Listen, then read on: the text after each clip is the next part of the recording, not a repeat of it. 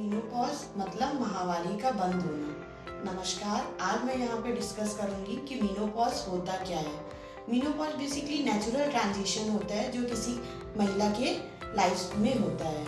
इसमें क्या होता है, माहवारी का पूरे तरीके से बंद होना होता है और इसकी जो एज होती है वो 45 to 55 year in Indian females होती है। मतलब 45 से 55 साल की उम्र में किसी महिला को मेनोपॉज अटेन होता है। अब इसके पहले 3-4 साल पहले क्या हो सकता है, जिसको पेरीमेनोपॉजल एज ग्रुप कहते हैं, उसमें महिला को क्या हो सकता है 2-2, 3-3 महीने में महीना आता है। जब पीरियड आता है तो वो बहुत ज़्यादा अमाउंट में होता है या किसी भी मंथ में 2 से 3 बार आ जाता है, मतलब फ्रीक्वेंट मेंसेस होते हैं। तो इसको महिला को नॉर्मल समझना चाहिए या एबनॉर्मल।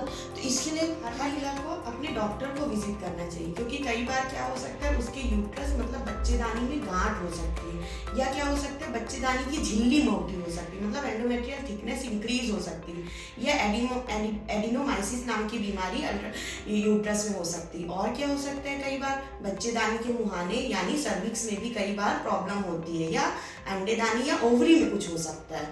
तो इसको रूल आउट करना बहुत ज़रूरी है। सपोज पेशेंट उसको नॉर्मल ले रही है कि उसे मेनोपॉज आने वाला है और उसमें हो सकता है कि कोई गंभीर समस्या हो, तो एटलीस्ट एक बार उसे अपने डॉक्टर को विजिट जरूर करना चाहिए। अब मेनोपॉज में क्या क्या सिम्टम्स होते हैं जब किसी महिला का मेनोपॉज या माहवारी पूरे तरीके से बंद हो जाती है। तो सबसे पहला जो सिम्टम होता है एंजाइटी, मतलब घबराहट होती है। दूसरा क्या होता है लो मूड। यूजुअली महिला क्या होती है उसके मूड स्विंग्स होते हैं या लो मूड होते हैं, इरिटेबिलिटी होती है उसे।